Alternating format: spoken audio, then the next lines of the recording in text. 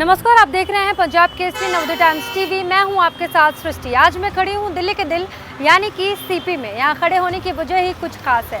दरअसल आज नई दिल्ली का बर्थडे है, यानी कि 13 फरवरी 1931 को आज ही के दिन नई दिल्ली का उद्घाटन हुआ था। हालांकि इसके नाम पर मुहर बहुत पहले ही लगा दी गई थी। जॉर्ज पंचम ने इसके नाम पर मुहर 31 दिसंबर 1926 को ही लगा दी थी, यानी कि इसके उद्घाटन से पहले इसका नाम तय हो गया था। दिल्ली की राजधानी बनने के पीछे काफी रोचक कहानी है। क्या है वो कहानी, चलिए जानते हैं।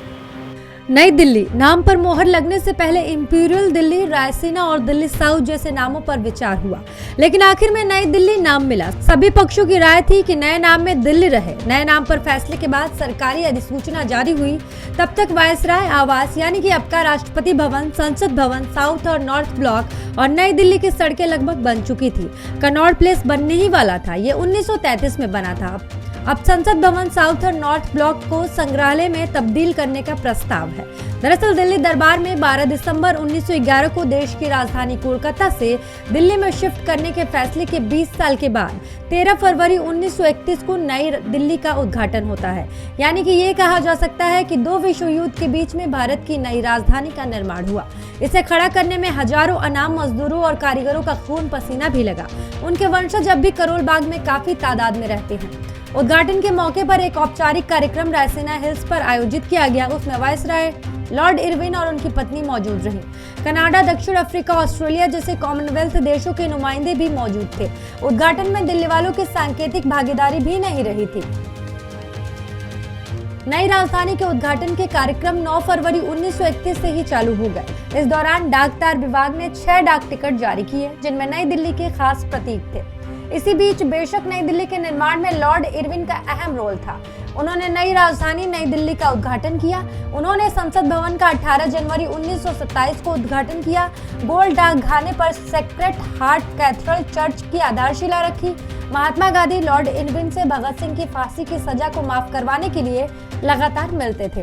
वो 19 मार्च 1931 को लॉर्ड इरविन से मिले थे। उनका लॉर्ड इरविन से मिलने का एकमात्र मकसद भगत सिंह और उनके 2 साथियों को किसी तरह से सजा से बचाना था। बाबा खड़क सिंह रोड का नाम 1970 के दशक तक इरविन रोड ही था।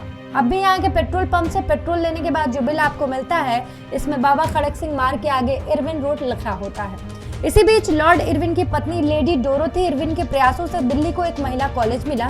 लेडी इरविन के नाम से स्कूल 1927 से लड़कियों को एजुकेशन दे रहा है, जो माधवराव सिंधिया मार्ग पर है। सबसे खास बात, इंडिया गेट का 12 फरवरी 1931 को उद्घाटन हुआ।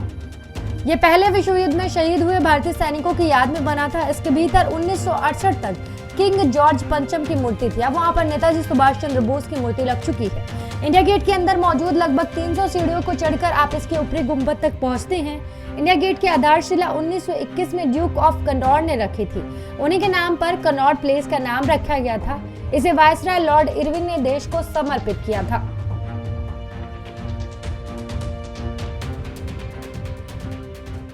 तो देखा आपने कि देश की राजधानी दिल्ली के बनने के पीछे कितनी रोचक कहानी है। अगर वीडियो अच्छी लगी हो तो कमेंट करके जरूर बताइएगा। साथ ही देश दुनिया की तमाम खबरों के लिए देखते रहिए पंजाब केसरी नवोदय टाइम्स टीवी। हमें दीजिए इजाजत।